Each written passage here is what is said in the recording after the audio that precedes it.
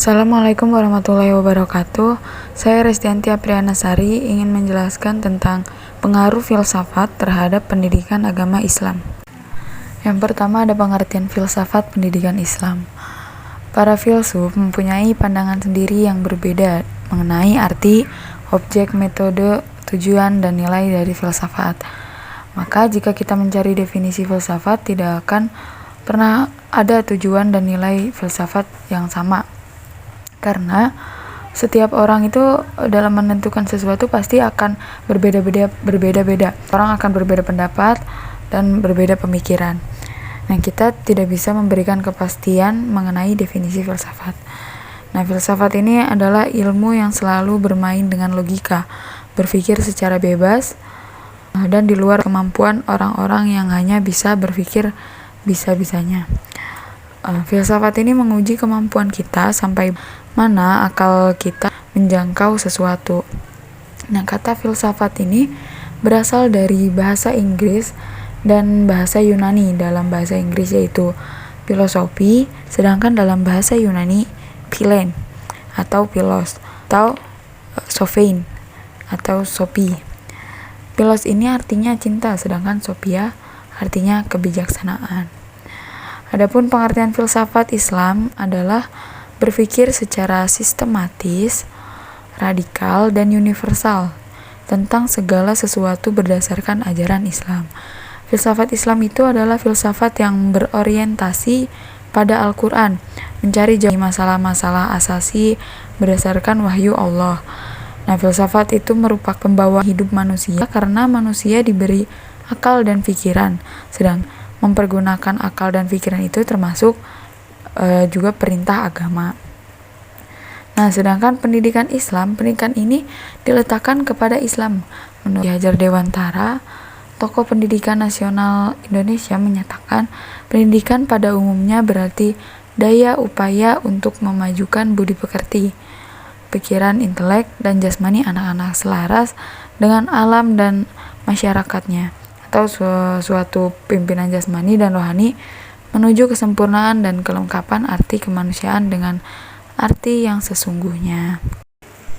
Nah, yang kedua ada peranan filsafat dalam Islam. Bidang ilmu pendidikan dengan berbagai cabangnya merupakan landasan ilmiah bagi pelaksanaan pendidikan yang terus berkembang secara dinamis. Sedangkan filsafat pendidikan sesuai dengan perannya merupakan landasan filosofis yang menjadi dasar pokok seluruh kebijakan dan pelaksanaan pendidikan. Nah, kedua bidang ini di setiap pelaksanaan pendidikan. Proses pendidikan itu berkembang secara ilmiah atau alamiah dan memiliki tujuan. Nah, tujuan perkembangan itu secara alamiah adalah kedewasaan dan kematangan. Sebab potensi manusia yang paling alamiah adalah tumbuh dan berkembang menuju ke arah kedewasaan dan kematangan. Potensi ini akan terwujud apabila kondisi alam dan sosial manusia memungkinkan, seperti iklim, makanan, keamanan, sesuai dengan kebutuhan manusia. Filsafat pendidikan Islam ini sebagai bagian atau komponen dari suatu sistem, yaitu memegang dan mempunyai peranan tertentu pada sistem di mana ia merupakan bagiannya. Sebagai cabang ilmu pengetahuan, filsafat ini berperan dalam pengembangan ilmu pengetahuan yang menjadi induknya. Filsafat pendidikan Islam sebagai bagian dari filsafat Islam dan sekaligus juga sebagai bagian dari ilmu pendidikan. Nah, dengan demikian filsafat pendidikan Islam ini berperan dalam mengembangkan filsafat Islam dan memperkaya filsafat Islam dengan konsep-konsep dan pandangan-pandangan filosofis dalam bidang kependidikan ini sendiri. Dan ilmu pendidikan itu pun akan dilengkapi dengan teori-teori kependidikan yang bersifat filosofis Islami. Nah, pentingnya filsafat itu upaya untuk memberikan landasan filosofis bagi pengembangan keilmuan pendidikan Islam, karena ada kaitannya dengan berbagai paradigma keilmuan Barat yang positivistik atau sekularistik yang masih menjangkit sebagian besar tradisi keilmuan di pendidikan Islam. Ide-ide dari para ilmuwan barat itu yang menyerang berbagai pondasi metafisik secara rasional yang harus dijawab dengan kritis. Di dalam pendidikan Islam tersebut dibutuhkan suatu pemikiran yang bisa memunculkan suatu landasan yang baru, sudah terbukti kebenarannya dan logis. Yang ketiga, fungsi dan kegunaan filsafat pendidikan. Setiap ilmu sudah pasti memiliki fungsi dan kegunaannya masing-masing, termasuk juga filsafat pendidikan. Para ahli di bidang ini telah meneliti banyak secara teoritis mengenai kegunaan filsafat pendidikan. Nah, salah satunya yaitu Umar Muhammad Al-Taumi Al-Syaibani. Ia mengemukakan 3 manfaat dari mempelajari filsafat pendidikan. Yang pertama, ada filsafat pendidikan itu dapat menolong para perancang pendidikan dan orang-orang yang melaksanakan dalam suatu negara untuk membentuk pemikiran sehat terhadap sistem pendidikan.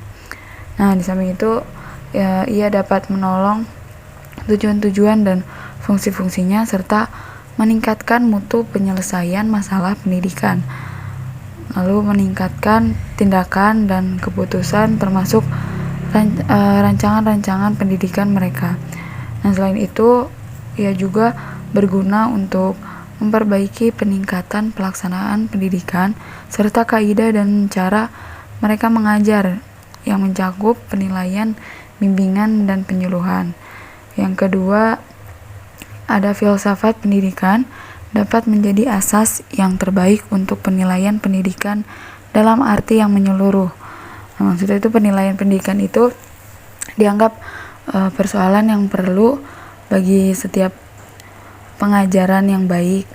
Dalam pengertiannya yang terbaru itu penilaian pendidikan meliputi segala usaha dan kegiatan yang dilakukan oleh sekolah secara umum untuk mendidik angkatan baru dan warga negara dan segala yang berkaitan dengan itu.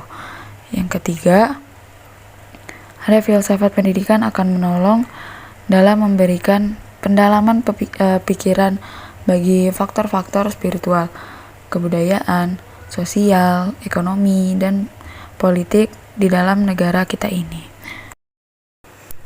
Nah, dari pembahasan tadi dapat disimpulkan bahwa antara filsafat dengan pendidikan Islam memiliki hubungan yang sangat erat. Hal ini didasarkan pada tujuan keduanya, yaitu sama-sama mencari menggunakan pikiran dalam memperoleh suatu pengetahuan. Lalu falsafah pendidikan juga memiliki pengaruh atau kepentingan yang sangat besar bagi setiap sistem pendidikan yang berusaha untuk maju. Pendidikan itu tidak akan tumbuh, berkembang, dan maju jika tidak didasarkan kepada falsafat yang selalu disertai dengan pembaharuan dan daya-daya cipta dalam dunia yang senantiasa bertarung dengan ilmu dan teknologi. Mungkin cukup sekian yang dapat saya sampaikan. Kurang lebihnya mohon maaf. Assalamualaikum warahmatullahi wabarakatuh.